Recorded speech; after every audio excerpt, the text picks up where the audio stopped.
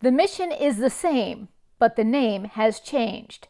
Operation Colleton River is now the Colleton River Charitable Fund, a name that spells out its intended purpose. We decided to change the name to Colleton River Charitable Fund, and there's no doubting what we do. We help our Bluffton neighbors in the way of food, clothing, and education. Things that we never dreamed that we could do in the past, we now can do. The outreach that started in the year 2000 as a way to buy holiday gifts for military members and their families has grown into a year-round initiative. This year we raised $250,000.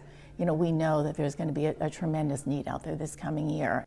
Donations to the Colleton River Charitable Fund are used for scholarships to after-school programs, free medical and dental care, food and fresh produce, holiday gifts, housing, educational tablets for students, life skills courses for families, and a holiday toy store, to name a few. It definitely is a hand up. It's for working families they need a little extra help. The Colleton River Charitable Fund works with the Community Foundation of the Low Country to support more than 20 organizations, either with direct donations or grants. When you have 50% of your children in this area that are on free or reduced lunches, you know that it's pretty bad. Even the Colleton River Charitable Fund's smaller outreach efforts, like the toiletries collection, go a long way. One of the moms came in to collect some laundry detergent from us, and she said, "You have no idea how appreciated this is. When I'm spending $50 a month at the neighborhood laundromat to wash the family's clothes, just to have some help with the laundry detergent is a tremendous assistance." And the fund has found that getting books and learning tablets into the hands of children helps level the educational playing field. The one organization which is close to my heart, because I was a pre-K teacher, we give a classic hardcover book to each pre-K and special needs child at the holiday time. Some of us read a story to the class and give each child a wrapped book, and it's just so heartwarming to see them open the books and be so excited, because a lot of times this is the first book that these children have had. The Colleton River Charitable Fund wants to make sure donations are put to good use and has a system of checks and balances. We can pool our money and take on programs that you individually cannot do. And those are all monitored through a member of our grants committee or the member of the Colleton River Charitable Fund Committee that works to identify what the needs are and then sees that the money is spent in the way that it's supposed to be spent. That gives the maximum benefit for the dollars that you all have contributed.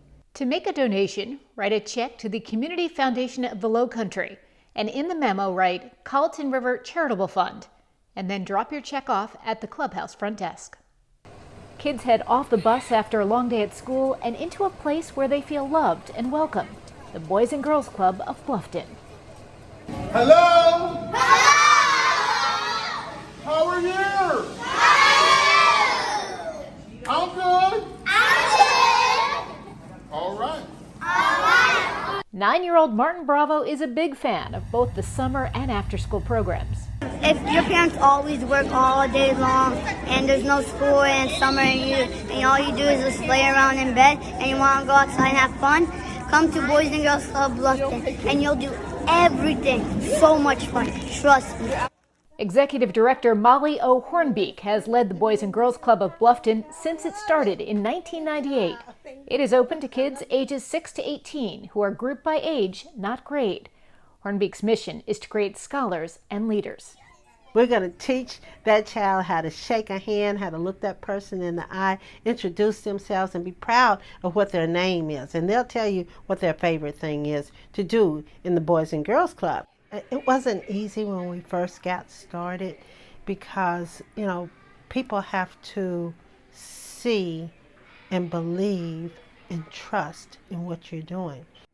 This is not a babysitting service. We're very program driven and determined to make an impact in these young people's lives. We are molding and shaping the future. That's what we do. Our mission is to enable all young people, especially those who need us the most, and we happen to think that's teenagers who need us the most because they have their first foot out into life.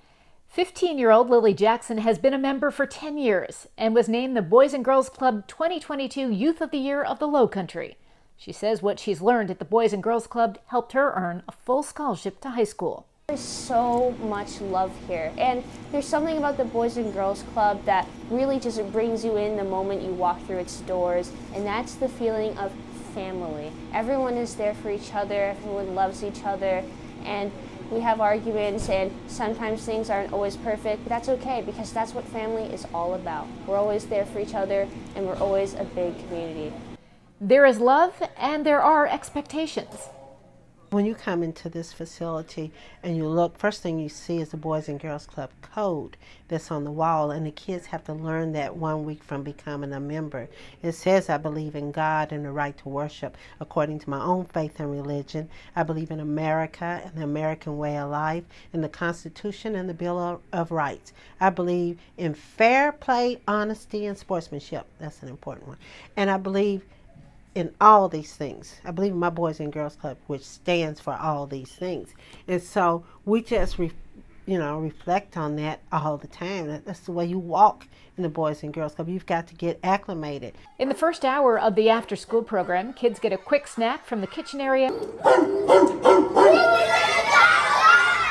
And then it's off to do homework with their age group. Then there are rotations. When you get here, you go to your room and then they talk about stuff and then you get to do it. There is a technology room, a music and dance area, a gym, and a garden where the kids grow grapes, pumpkins, strawberries, blackberries, and more.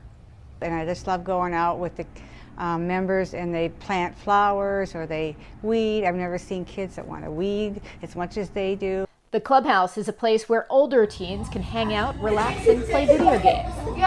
Therapy dogs often come to visit the kids in the Literacy Center. That's also where kids can come to read and where elementary school students are tested and placed within a 26-level reading program. They also get help with their writing. This is retired teacher and longtime volunteer Margaret Johnson. She's helping Zach practice his letter writing with shaving cream. Can I do it on my other hand? Yes, now you can even smooth it out and then you can do it again. I want to do this side.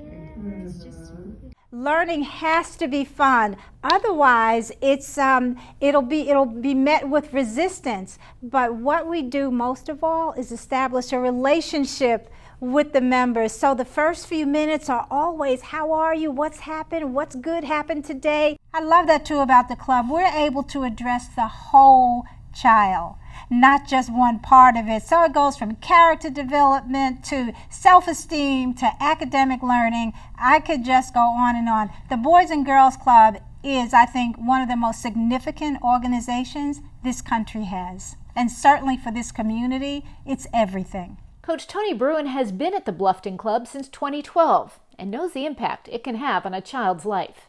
The crazy thing is I went to a Boys and Girls Club myself, and at that time, I'm giving my age away, but it was just a boys club, and this was in Queens, New York, and I still have memories today of the counselors and stuff, almost like it was yesterday. It's a great place. You're gonna make friends really quickly. The Boys and Girls Club of Bluffton is a place where birthdays are celebrated and good or improved behavior rewarded. There is a wall covered with shelves of donated toys. Each week, one boy and one girl are chosen for improved behavior or for excellence, and allowed to pick out any toy in the section from their age group. We give these young people a sense of belonging, usefulness, and influence, and we think that helps to make them well-rounded citizens. More than 200 kids from Bluffton are in the program. It costs each student $150 a month, but dozens are on scholarship. I want a child who needs this to be able to walk into this organization without having to worry about whether they have money or not to be able to do it. Hornbeak has a $1.2 million budget, but says it took years to get to this point, and in 2008, the club was almost forced to close its doors. Hornbeak's dream is to build a $6 million endowment to ensure the Boys and Girls Club survival. We're just living from one year to the next, from one budget to the next, and will our budget be approved for us to do it? And so as the year goes on, we keep getting blessed because what we didn't budget for will walk in the door because somebody has seen the work that we're doing, and oh my God, we're thankful for that. But I would like to do this without that kind of worry, if that's the case. I mean, if that's the right word to say. I just want to operate. I just want to save lives. I just want to save our future. Hornbeek says she needs many more volunteers, and if you have a skill you'd like to teach, she'd love to hear from you. Oh my God, we need volunteers. I need to calm myself down. The biggest item on Hornbeek's wish list is a second floor, so the club could serve more children. And there's more, from a swimming pool to a greenhouse to an outdoor kitchen counter and cooking supplies. A book vending machine and little free library are also high on the long list. We are literally saving lives. We are, and I've seen that. I've witnessed that. My rewards come from the outcome of those babies whose lives we've touched, and we've touched probably over 5,000 of them by now since 1998. I'm as excited about this organization today as I was 24 years ago. And so I know that I'm doing what is intended for me to do. If you'd like to make a donation, you can write a check to the Community Foundation of the Lowcountry, and in the memo write Colleton River Charitable Fund, and then you can drop your check off at the clubhouse front desk. Bobby Thompson credits Family Promise case manager Jennifer Coleman with helping his family out of homelessness. He and his family were living in a car when Coleman welcomed them into Family Promise at the end of 2018. 3.5 years later, Bobby and his wife closed on their new home. Coleman says no one chooses homelessness. Stop judging. I think a lot of times we're so quick to judge others. Take the time to listen to someone's story. And we were homeless. I mean, I hate to say the words, but we were homeless. And I don't know what we would have done if it hadn't been for Family Promise and prayer. But one thing I want to make sure gets through is I never felt second class here. I never felt homeless here. Thank you. If I haven't said it before, thank you. Family Promise is a hand up, not a hand out. So it's about accountability as well. Coming in here, we're not a shelter for you to sleep. You have to work. You have to develop life skills. We have to work together as a team so you can be successful while being in this program. Family Promise accepts 4 families or up to 14 individuals at a time into its demanding 90-day shelter program, which is followed by a year-long program called Staying on Track. The shelter program, it's pretty invasive. We look at their bank accounts. We make sure that they have a good amount of spending, debt ratio to income. We oversee, parenting classes, resume building. Our case manager helps with assisting with insurance, getting the kids registered for school, preschool, daycare, the whole 9 yards. Coleman guides each family as they turn their lives around. We do know their biggest need is housing, employment, and childcare. And we literally walked in here with $13, $14, and within 3 days she had my son in school, and I already had a doctor's visit for him set up. She had my mother-in-law's medication set up. It was me, my wife, my son, who was less than 2 years old, and my mother-in-law. We had help getting jobs. My mother-in-law, my wife, and me, all 3 got jobs, probably within the first month. They don't have to have a job when they come here, but they do have to look for one, and they have to have one secured in that 90 days. Family Promise is getting an increasing number of calls from families who need help. It's hidden, and I think a lot of people don't recognize the amount of homelessness that we have here. Harp says Bluffton has an affordable housing crisis, and dozens of children in local schools are homeless. If you make below $61,000 a year, you're considered poverty here.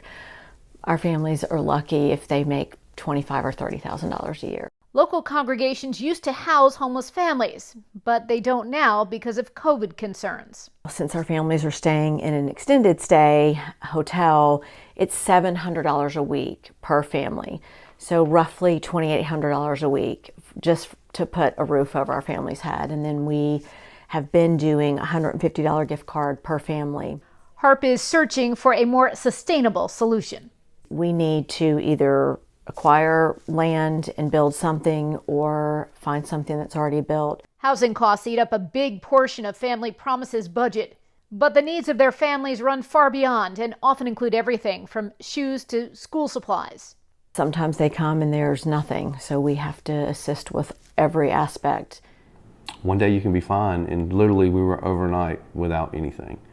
And it just turns into, you think you have savings, but you don't.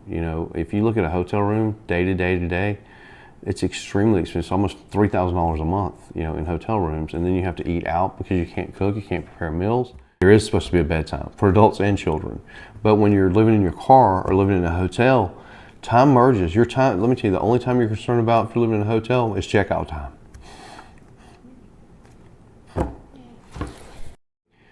You need access to things like a computer, and there's a computer center here, and I have a picture of me and my son sitting down with me filling out applications and doing my resume that led to my job, that led to, financial independence. Coleman says it is the success stories that drive her passion to change lives. I had one family who experienced homelessness as children. They both, husband and wife, were put up for adoption. They went through Job Corps. The husband was able to receive his CDL license. Mom did reserve duty in the military and decided to go full branch in the Army. So now they're stationed out of South Carolina. Bobby Thompson says Family Promise takes care of everyday concerns so families like his can focus on breaking the cycle of homelessness.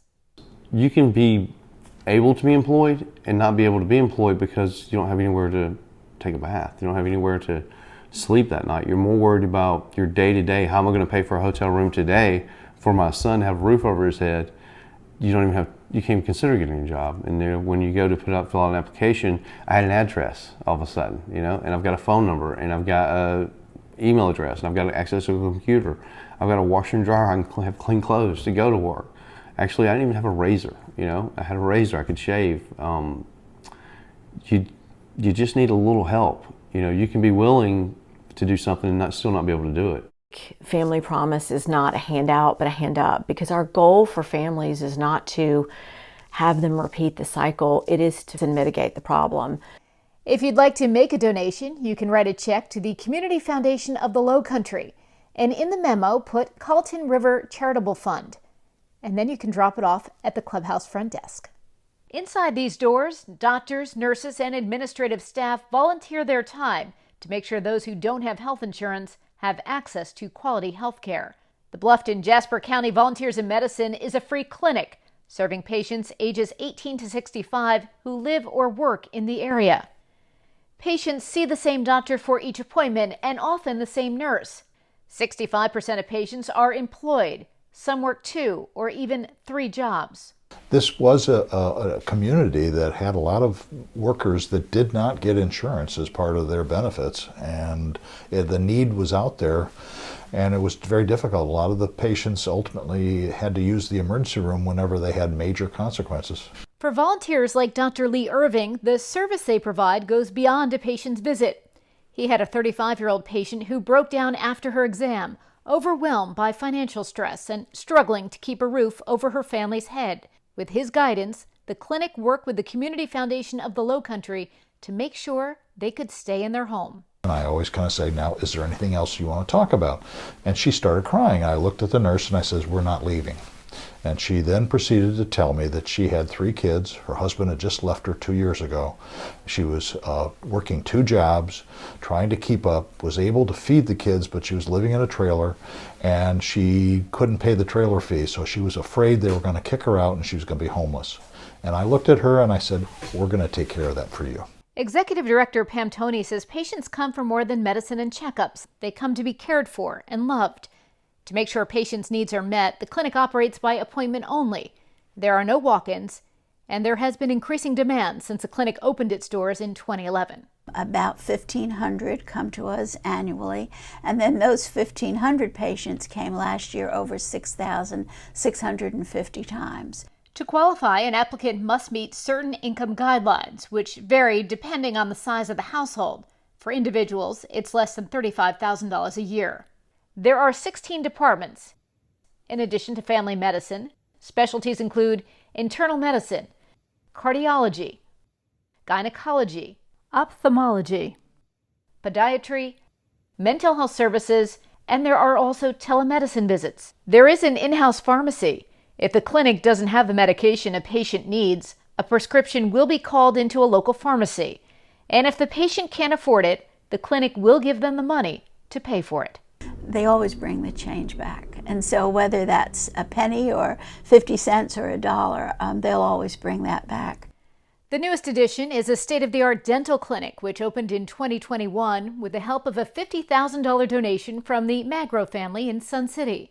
Patients can have cleanings, fillings, and simple extractions done there. We had 2 very large bathrooms that were used by the previous occupants here at this building, and we transformed those 2 bathrooms into our dental clinic. It's always a fun story to be able to tell people because you never know what you can do with extra space.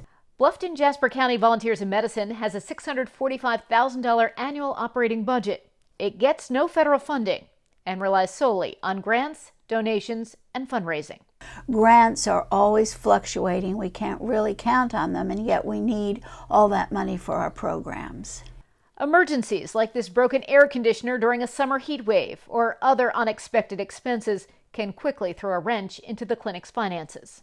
Gas prices have increased so much, and a lot of our patients haven't been able to come because they can't afford the gas, so we've been providing gas cards for those patients that are struggling. It takes about 65 volunteers a week to operate the clinic. Each volunteer is required to do 2 4-hour shifts a month. We have 5 paid staff and then 5 additional paid staff that are paid through grants. And again, as I said before, those grants could fluctuate. So if we lose those grants, there's a possibility that we might lose 1 or 2 of those employees that are grant funded. The clinic is in desperate need of volunteers, doctors, nurses, dentists, dental hygienists, and administrative staff. Volunteers in Medicine could also use more unrestricted donations so that it can use the money where it's needed most.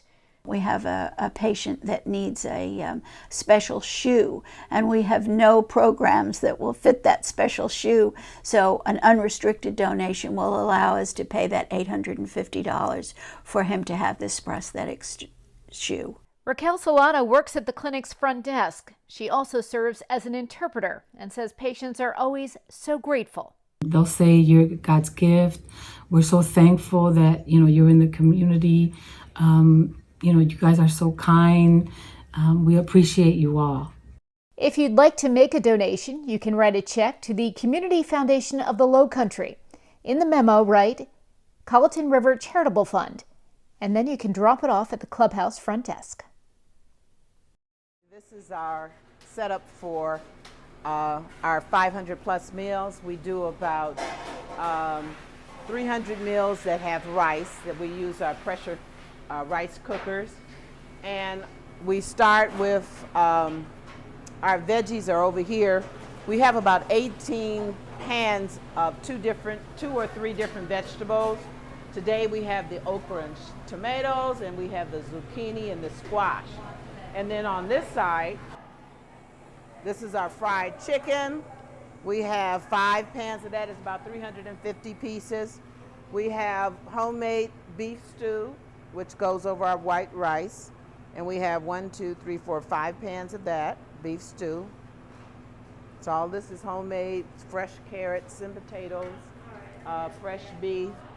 And then we have our white rice. And we do about 5 pans of white rice. Sometimes we do mashed potatoes. Sometimes we have yellow rice, red rice. We try to keep our variety interesting, but we maintain our integrity and our flavor. Constance Martin-Witter is the executive director of the Bluffton Community Soup Kitchen, and she and her team, led by Director of Operations Delsandra Pringle, have figured out a way to feed hundreds of people from Hilton Head to Savannah, even giving them a choice of 2 entrees and 2 vegetables. It's adrenaline. I love it. I love it. I really do. I love it. I have my youngest is 19, so I have no one at home. So they know this is what I love to do. Oh, the need is great. The need is very great. You'd be surprised the people that come by and have children, and especially that hot food on Mondays and Wednesdays. That means a lot to a lot of people. Because some kids, when they come from school, they don't have anything to eat. I put all the effort that I have into it, try to make the meals enjoyable. About 550 home-cooked meals are made inside the Campbell Church kitchen on Wednesdays and then picked up or delivered by volunteers, who Martin Witter affectionately refers to as her BGs, boots on the ground. The BGs help identify candidates in their community or church who may be struggling to put food on the table. Oh, it is a very great need on Hilton Head because a lot of our elderly can't get out and may not have family members that can shop for them and what have you. So a nice hot meal on Wednesdays, they look forward to it. It's needed. I'm getting ready to deliver dinners now to about 7 different families.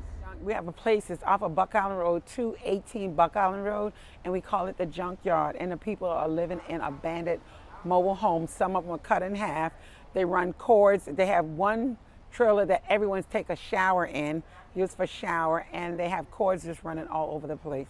I take extra stuff to them that they can use to last them until we get back to them on Monday, because a lot of them don't actually have a stove to cook stuff on or even a microwave to heat the stuff up. So yeah, it's a very good thing that the Bluffton Soup Kitchen is doing to help the people in the community that's less fortunate. Oh my God, they just be smiling and they be waiting for me to blow the horn.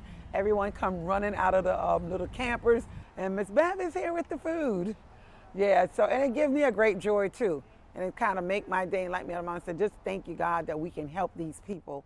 It all runs with the precision of a group that has been doing this week after week for more than a decade.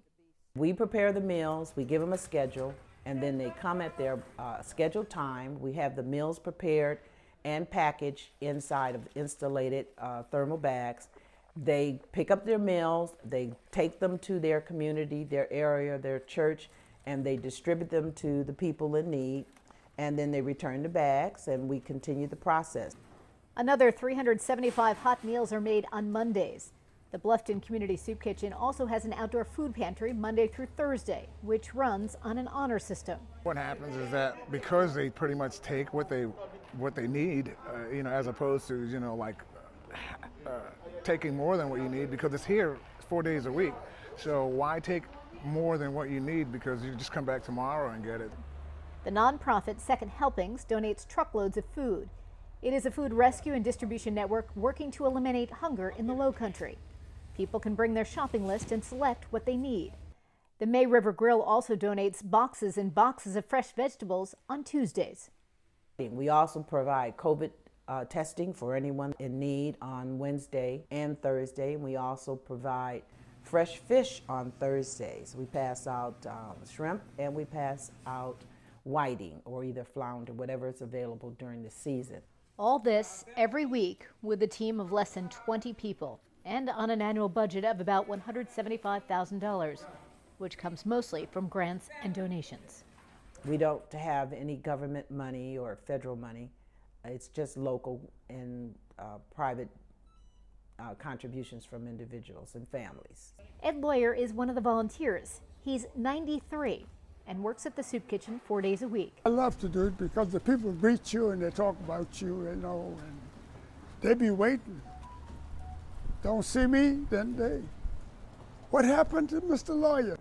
Frank Gadsden is a volunteer and an advisor. He had a long career in business, but says delivering food to those who are sick or can't get out is the most rewarding thing he's ever done. We'll take 4 meals to, and they eat 1 meal every day. So, these are just people that pretty much a lot of them are down and out. We always pray before we start, and we find that God is the answer to a lot of our needs. We just be prepared, be patient, because we might run out of mashed potatoes and then the truck comes up and it has 2 cases of mashed potatoes. That has happened so many times. It's amazing. Martin Witter learned the importance of service from her parents. Her parents did so much for the community. The Martin Family Park in the middle of Bluffton is now named for them. In 2011, her mother, Ida Martin, received the Presidential Citizens Award, the first person to ever receive it from South Carolina. In 1979, Ida Martin started the nonprofit Bluffton Self-Help, and in 2011, she created the Bluffton Community Soup Kitchen. 500 meals were distributed that first year. The numbers keep going up. The beginning, it was just trying to help a few families in the Bluffton Historical District. Bluffton used to be only 1 square mile, so it was easy to service the needs. There were families needing hot food. Many of our community families that are underserved could not afford to provide propane for their ovens, and so they lacked home hot cooked meals.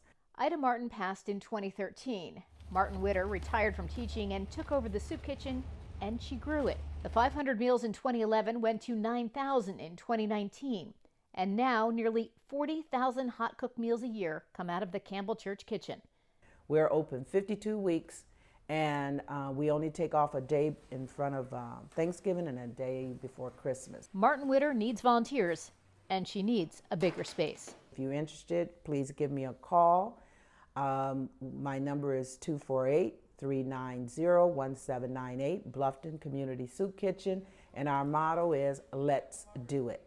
Doesn't take a lot of people to make a difference. When you're doing things that you know have a great impact in the lives of others, then it motivates you to continue to do it and to do it well. To make a donation to the Bluffton Community Soup Kitchen, you can write a check to the Community Foundation of the Lowcountry, and in the memo write Colleton River Charitable Fund, and then drop your check off at the clubhouse front desk.